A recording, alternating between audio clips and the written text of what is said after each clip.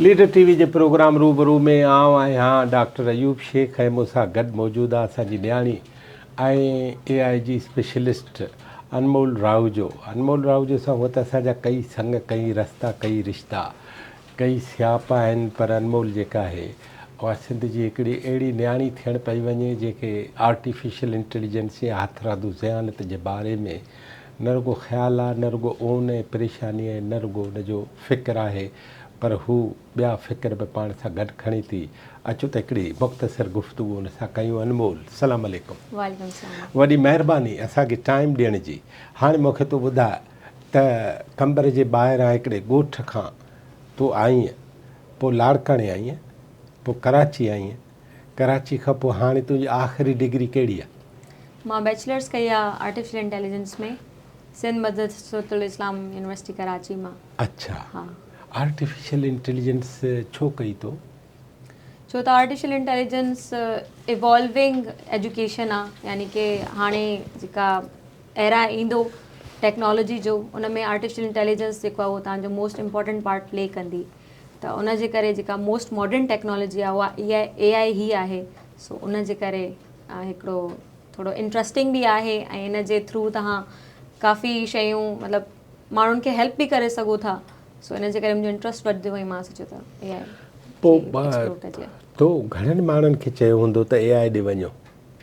अगरि मां पंहिंजे सर्कल जी ॻाल्हि कयां त ऑलमोस्ट मूंखे जेके बि नया माण्हू मिलंदा आहिनि, भली उहे वॾा हुजनि, भली उहे इनफैक्ट स्कूल गोइंग किड्स हुजनि, उन्हनि खे बि मां इहा ई सलाह ॾींदी आहियां त अगरि तव्हांजी डेली लाइफ जो बि मतिलबु एग्ज़ाम्पल आहे या अगरि तव्हां डेली लाइफ में कुझु कयो था त तव्हां उन में बि AI खे यूज़ करे सघो था। बाक़ी जेके यूनिवर्सिटी गोइंग स्टूडेंट्स आहिनि, जेके पर्सनली मूंखां सलाह वठंदा आहिनि, त मां उन्हनि खे इहो ज़रूरु सलाह मतिलबु इहो ज़रूरु सजेस्ट कंदी आहियां त अगरि तव्हां AI डिग्री न बि कयो था न त तव्हांखे AI जी नॉलेज ज़रूरु हुजे।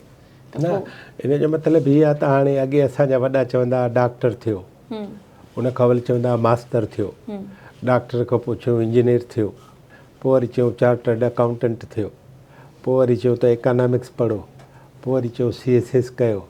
हाणे इहे सभु रुलाए ऐं अनमोल राहूजो जेका आहे उहा पोती इन ते त आर्टिफिशियल इंटेलिजेंस तूं सभिनी जा दुकान कंदी बंदि।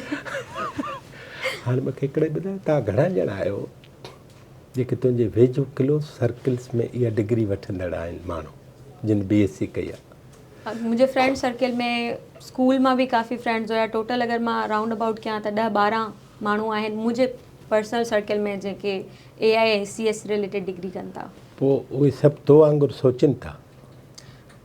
काफ़ी उन्हनि मां सोचनि था, काफ़िनि जो ध्यानु जेको आहे उहो टेक्नोलॉजी ही साइड में आहे, लेकिन साइबर सिक्योरिटी थी वई ऐं ॿियनि शयूं थी वयूं, मतिलबु AI सां रिलेटेड ही आहे, टेक सां रिलेटेड ही आहे, लेकिन उनजा पाथ थोड़ा कुझु जा AI सां रिलेटेड आहिनि, लेकिन मतिलबु मोस्ट इम्पॉर्टेंटली टेक में आहिनि सभु।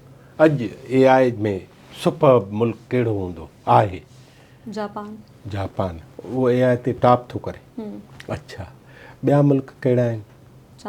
चाइना ऐं तव्हांजो US आहे उन शइ ते कमु करे थो। UAE हाणे एतिरी उन ते फंडिंग आणे थो। उन रिसेंटली उन्हनि जो जेको रोबोट आहे सोफिया, उनखे नेशनैलिटी मिली आहे, सिटीज़नशिप मिली आहे UAE जी।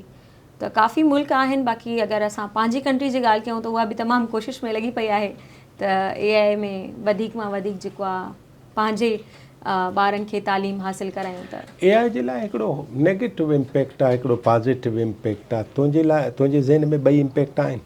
जी बिल्कुलु आहिनि। ॿुधाए। अगेन उहो ई आहे की इंसान ते पाण ते बि डिपेंड कंदो आहे। अगरि पुराणे ज़माने जो एग्ज़ाम्पल वठूं त बम ठाहिण जो मक़सदु इहो न हुयो त तव्हां माण्हुनि खे मारींदव तो या छा, लेकिन हाणे उहे शयूं जेके आहिनि कंहिं हिकु इंसान जे दिमाग़ में त आयो हूंदो न त मां हिन खे हिन कम लाइ बि इस्तेमालु करे सघां थो।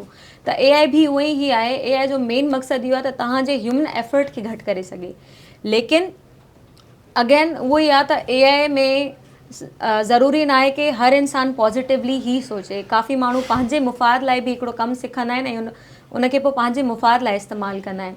पर अगेन अगरि असां उनखे चाहियूं, अगरि उन शइ खे रेगुलेट कयूं त पोइ उन शइ ते रोक लॻिजी सघे थो त जेको AI जो नेगेटिव इम्पैक्ट आहे उनखे घटि करे सघूं ऐं अवेयरनेस फैलायूं। पहिरीं ॻाल्हि त छो त AI बुरी शइ न आहे। हा, AI खे इस्तेमालु करण जो तरीक़ो हर कंहिंजो डिफरेंट थी सघे थो, लेकिन पर्टिकुलरली अगरि AI जी ॻाल्हि कजे त उन जो मक़सदु ई इहो आहे त इंसानी इर्तक़ा आहे या फिर जेके ह्यूमन जो जेको टेक्नोलॉजी में जेको बूम अचे थो उनखे ईज़ी करे सघे, उन्हनि शयुनि खे आसान करे सघे। सो AI बुरी न आहे, चई सघूं था त इंसान जे इस्तेमालु करण जो तरीक़ो बुरो आहे। भला हाणे तव्हां AI सिखी वरिती, जी, हाणे तव्हां इंसान जो जेको दिमाग़ आहे, अॻे जेको टाइम वठंदा, एफर्ट्स लॻाईंदा, मैथमेटिक्स जूं इक्वेशन्स ॾींहंनि जा ॾींहं लॻी वेंदा, माण्हू सोचींदा, फिज़िक्स जूं इक्वेशन्स, केमिस्ट्री जा फार्मूलास, इहे सभु असां ॾिसंदा हुआसीं, पढ़िया बि हुआसीं। असां त जॾहिं हुआसीं तव्हां होशियारु आहियो, त असांजे उस्तादनि खे बि टाइम लॻो हूंदो, असांखे बि सम्झण में टाइम लॻो।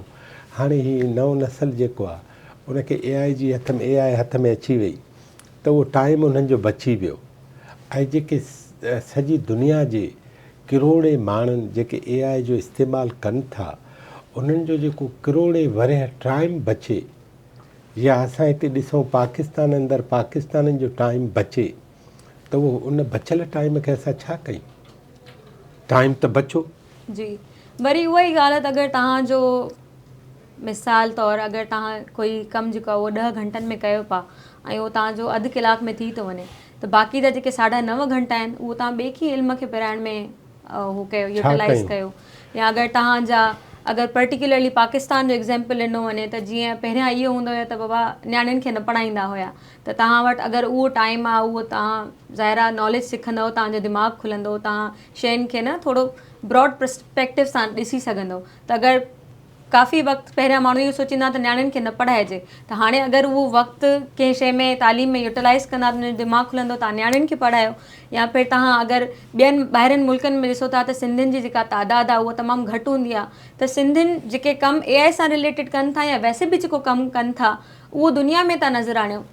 या अगरि तव्हांखे लॻे थो त तव्हां में एतिरो पोटेंशियल आहे त जेका सिंधी लैंग्वेज आहे उनखे AI सां कनेक्ट कयो, इन सेंस की तव्हांजी सिंधी बि प्रिज़र्वड रहे ऐं असांजो जेको सिविलाइज़ेशन आहे या फिर जेका हिस्ट्री आहे, छो त हिस्ट्री सिर्फ़ु फ्रांस जी त न आहे, हिस्ट्री सिर्फ़ु चाइना जी त न आहे, हिस्ट्री सिंध जी बि आहे। अगरि असां सिंध जो ई एग्ज़ाम्पल वठूं त इंडस वैली सिविलाइज़ेशन जो एग्ज़ाम्पल वठूं त असांजी जेका सिविलाइज़ेशन आहे उहा क़दीम तरीन आहे ऐं one of the most civilised हुई उन दौर में।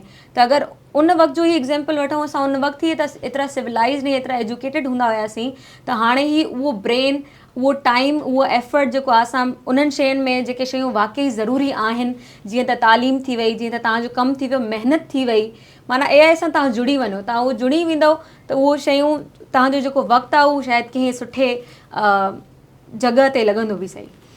आख़िरी ॻाल्हि ॿुधाए, शागिर्दनि खे AI जे बारे में पैगाम ॾे, आख़िरी ॻाल्हि। पैगाम शागिर्दनि खे इहो ई ॾींदमि त अगेन शागिर्द जो मक़सदु ई इहो आहे त तव्हां सिखंदा रहो। अगरि मां बैचलर्स इन आर्टिफिशियल इंटेलिजेंस कई आहे त हुनजो मक़सदु इहो न आहे त मूंखे AI जे बारे में सभु कुझु अचे थो। सो अगरि तव्हां वॾा आहियो, अगरि तव्हां नंढा आहियो, इवन अगरि तव्हां 5, 6, 7 जा ॿार बि आहियो, अगरि तव्हांखे पाण खे आर्टिफिशियल इंटेलिजेंस जो थोरो बि ख़बर आहे न, त तव्हां इहा ज़रूरु कोशिशि कयो त तव्हांजे घर में जेके नंढा आहिनि न, तव्हां उन्हनि खे उन शइ जे बारे में गाइड कयो। अगरि कोई सिर्फ़ु ChatGPT न आहे, सिर्फ़ु डेल AI न आहे, सिर्फ़ु तव्हांजो जेमिनाई न आहे, सिर्फ़ु बाट न आहे, अहिड़ा केतिरा ई तव्हांजा सॉफ्टवेयर्स आहिनि जेके तव्हांखे एजुकेशन में हेल्प करे सघनि था, त उन्हनि खे सिखो बि ऐं उन्हनि खे सेखारियो बि, not for the money purposes but for the knowledge purposes. Anmol, तुंहिंजी वॾी महिरबानी, तो असांखे टाइम ॾिनो ऐं AI हाणे जॾहिं मूंखे सम्झ में अचे पोइ पाण हिसाब वरी AI सां कंदासीं। वॾी महिरबानी।